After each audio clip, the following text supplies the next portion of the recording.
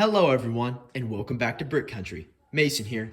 Today we're going to be detailing and placing half base plate fillers to go in between the Avengers Tower and the Daily Bugle. Let's get started. So the plan is to extend the sidewalk to connect the two modular buildings. And you'll see actually all three Marvel buildings have this really cool alleyway details. So I'm planning on extending that across here, maybe at a garbage truck of some sort. And then for the back one, same concept all the way to the wall, and maybe some sort of barrier kind of breaking up the orange wall we have here. So I'm trying to just almost fill it in so it's not just gray studs anymore. So here's what I came up with. I took the gray half base plate, added the 1x light stone gray row of tiles, added about the sidewalk width of dark gray tiles. I didn't have too many of the 2x2, so I decided to use a lot of 1x1s. I think it looks okay for now.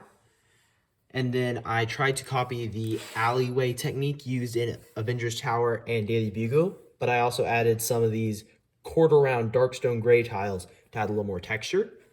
I didn't have all the pieces to replicate it, but here is one of the dumpsters used in the Daily Bugle and Avengers Tower, and I think Sanctum maybe as well.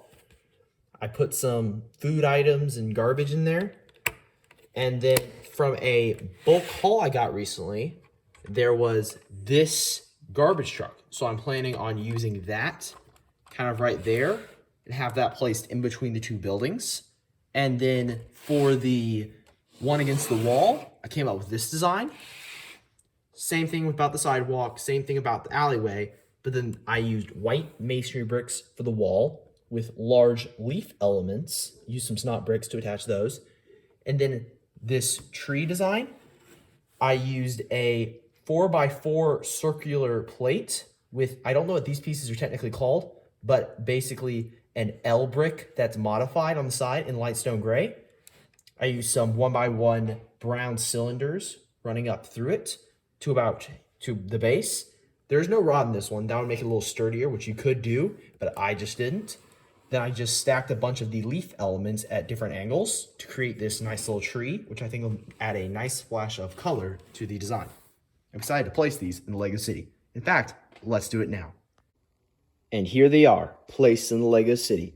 How much better does that look with the continuous sidewalk? And I love how the garbage truck / recycling truck, I like how it adds a pop of color to this area. I added one of the workers on the side over there, as you can see. And I like how the masonry brick wall really breaks up the orange wall. You don't see that gap of the back of the tables. It really just hides that well, and I think it adds a nice pop of color, like I was saying, with that tree. I didn't have any more of these olive leaf elements, or I would have added them there. But I think since it is more back in the corner, and when you're out here, you won't really see it, I think it looks pretty good for now. And I'm planning on tackling a lot more little projects like this in the Lego City coming up, doing little additions and making the city just better.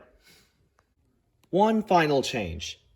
We need the Sandman, Punisher, and Carnage all in this area. Have them battling out in the alleyway, which seems like a place Punisher and Carnage would both be.